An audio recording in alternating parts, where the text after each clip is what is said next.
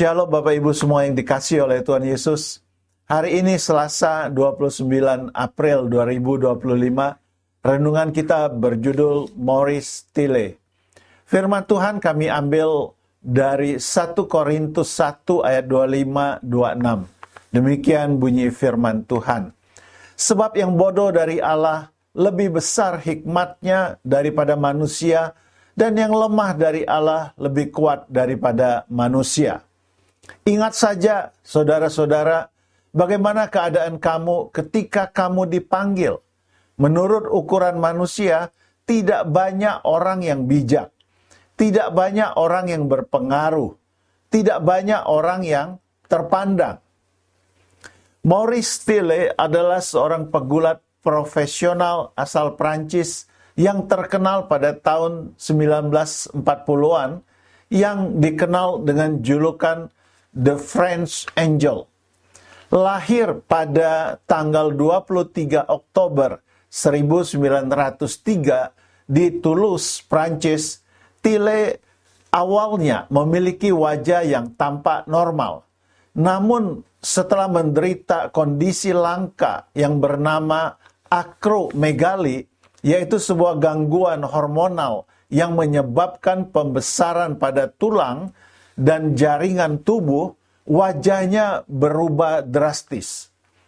Meski begitu, ia tidak membiarkan kondisi fisiknya menghalangi cita-citanya.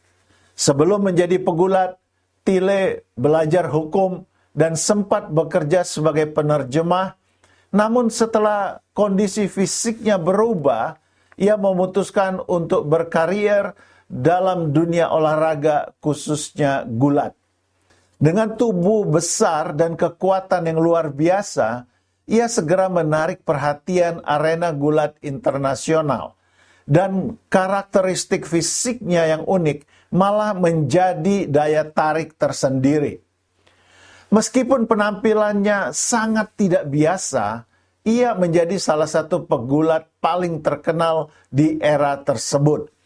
Oleh karena teknik gulatnya yang canggih dan penampilannya yang khas, sehingga menjadikannya sosok yang mudah dikenali di dunia gulat. Ia juga dikenal karena persaingannya dengan beberapa pegulat terkenal pada masa itu seperti Antonino Rocca.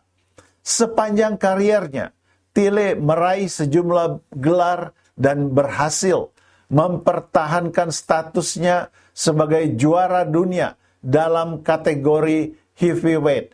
Sebuah pencapaian yang membuatnya menjadi legenda di dunia gulat profesional.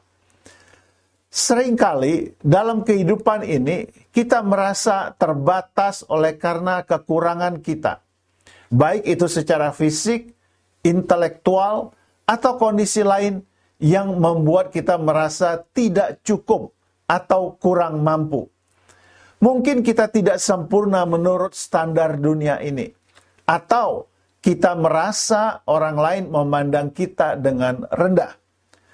Tetapi di dalam Kristus, kita dipanggil untuk tidak mudah menyerah.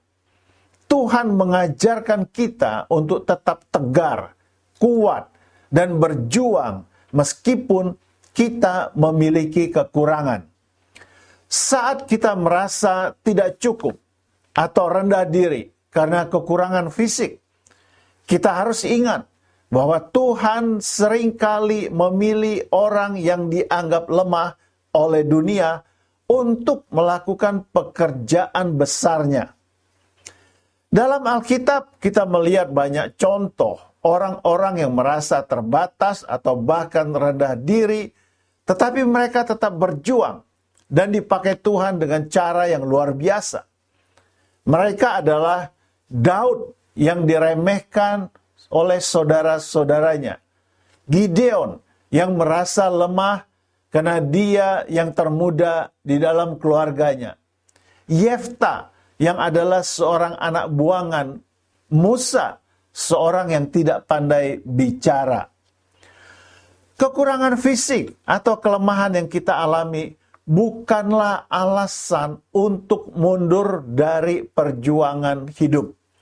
Sebaliknya, itu adalah kesempatan untuk menunjukkan kekuatan iman kita. Karena kekuatan sejati datang dari Tuhan, bukan dari kemampuan fisik kita. Ingatlah, dalam ketidakmampuan kita, Bapa di sorga dapat memperlihatkan kuasanya yang luar biasa. Kata-kata bijak hari ini, tunjukkanlah kemahakuasaan Tuhan melalui kekurangan kita. Puji Tuhan, Bapak Ibu, mari kita berdoa bersama-sama mengakhiri renungan kita hari ini.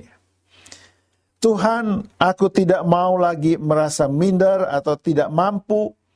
Aku adalah ciptaan-Mu yang indah. Aku kuat, bertalenta, dan tangguh. Aku akan berjuang di dalam nama Yesus. Amin.